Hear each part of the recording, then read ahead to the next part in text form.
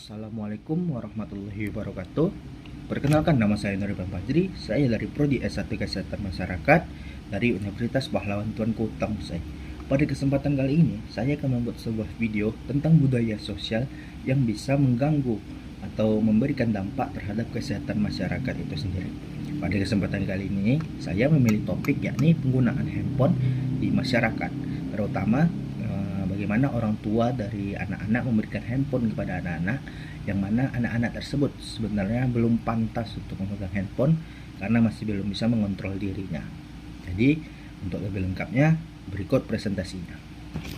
Latar belakang saya memilih topik ini karena saya melihat di lingkungan sekitar saya, bahkan bukan hanya lingkungan, termasuk keluarga saya sendiri, orang tua dengan kecanggihan teknologi sekarang membiarkan anak-anak tersebut memegang handphone. Memang kemajuan teknologi tidak dapat kita pungkiri karena merupakan salah satu kebutuhan saat ini yang sangat dibutuhkan. Karena dengan teknologi handphone ini membuat orang yang jauh bisa menjadi dekat, bahkan kita bisa mengupdate info yang terjadi di dunia bahkan hanya melalui handphone ini sendiri. Apabila digunakan dalam pengaruh yang positif, handphone ini sangat bermanfaat. Selain itu bisa juga menunjang kinerja dari orang-orang yang bekerja menggunakan handphone.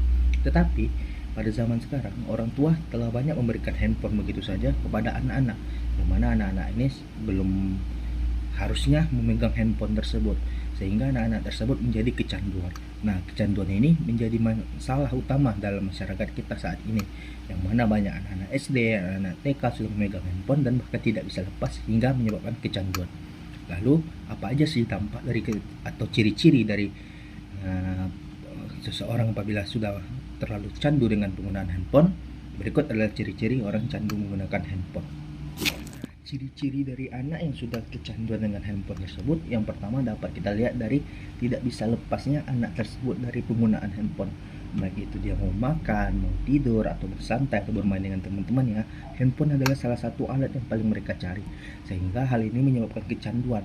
Apabila ada keluarga kita atau seseorang di masyarakat kita yang sudah mulai mengalami seperti ini, seharusnya kita sudah mulai mengambil langkah antisipasi. Yang kedua, ciri-cirinya adalah lebih banyak menyukai kegiatan individu, yang mana dia lebih suka menyendiri, semuanya serba sendiri, karena hanya dengan handphone dia bisa asik sendiri dengan dunianya sendiri. Hal ini menyebabkan kemungkinan terjadi masalah mental, karena suatu saat nanti sang anak tersebut akan terjun langsung ke masyarakat, sehingga dia harus tahu bagaimana cara berkomunikasi, adab yang baik dengan masyarakat, hingga tidak menyebabkan masalah-masalah yang lain di kemudian hari ataupun penyimpangan-penyimpangan. Karena anak yang terbiasa melakukan aktivitas sendiri kemungkinan menyimpan semua masalah sendiri dan akan menyebabkan stres atau depresi pada suatu saat nanti, terutama saat di masa-masa remaja, yang mana masa ini butuh perhatian lebih dari orang tuanya. Yang terakhir, ciri-ciri yang paling umum yang dapat kita lihat adalah kehilangan fokus saat pembelajaran.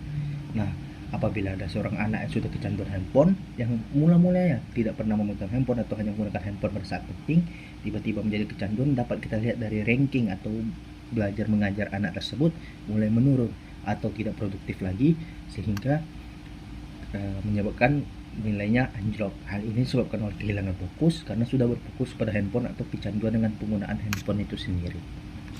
Seperti yang dibilang pada sebelumnya, dampak dari penggunaan atau kecanduan dari handphone ini sendiri, yang pertama tentu saja dapat menyebabkan stres, karena tekanan dari permainan handphone atau bermain game online seperti itu membuat seseorang tersebut menjadi stres dan tidak punya tempat untuk bercerita.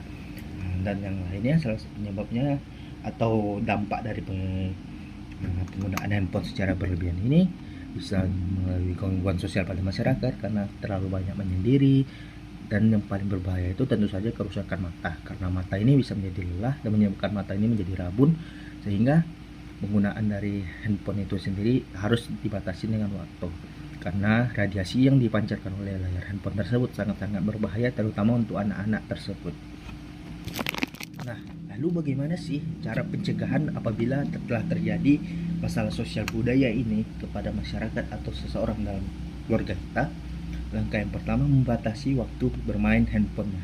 Karena dengan membatasi waktu bermain handphone, ini akan perlahan-lahan akan bisa mengatur waktu dari sang anak, sehingga sang anak tersebut tidak kembali menjadi candu terhadap penggunaan handphone tersebut.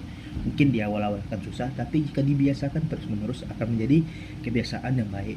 Lalu bagaimana pencegahan yang lain ya? Mungkin memperbanyak aktivitas di luar rumah, berolahraga. Selain dengan berolahraga, membuat merasa senang. Olahraga juga memberikan manfaat-manfaat lainnya seperti membuat badan sehat, keringat keluar, dan juga bisa bersosialisasi dengan teman-teman yang lain dalam ruang lingkup yang sangat positif. Banyak sebenarnya kegiatan yang bisa dilakukan untuk mencegah dari kecanduan handphone ini sendiri. Tentu saja hal ini harus dalam ruang lingkup yang positif, apalagi ditambah dengan dukungan dari orang tua. Jika orang tua telah mensupport suatu hobi yang positif, daripada membiarkan sang anak bermain handphone secara berjam-jam yang menyebabkan hanya kerusakan pada dirinya sendiri, lebih baik melakukan aktivitas seperti olahraga atau kegiatan lainnya yang mengandung sikap positif. Dari semua hal tadi, kesimpulan yang dapat kita ambil yakni kemajuan teknologi memang merupakan sesuatu yang sangat penting. Tanpa mempelajari teknologi tersebut, kita akan ketinggalan sesuatu. Nah, tetapi memang dengan kemajuan tersebut membuat semua jadi efisien, tetapi hal itu jika digunakan secara berlebihan juga akan memberikan dampak-dampak negatif kepada si penggunanya. Jadi kita harus pintar memilih mana yang baik, mana yang benar, mana yang tidak, dan mana yang salah. Hal ini dituntut oleh penggunanya sendiri, bagaimana cara mengontrol dirinya sehingga tidak kecanduan menggunakan handphone. Nah, selain itu, kesimpulan yang lainnya, jika tidak dimulai dari diri kita sendiri, lalu siapa lagi menyayangi diri kita sendiri? Mungkin kita sudah kecanduan handphone, coba mulai melakukan aktivitas-aktivitas yang dapat mencegah dari kecanduan handphone tersebut. Mungkin hanya itu yang dapat saya sampaikan. Apabila ada kesalahan saya mohon maaf. Assalamualaikum warahmatullahi wabarakatuh.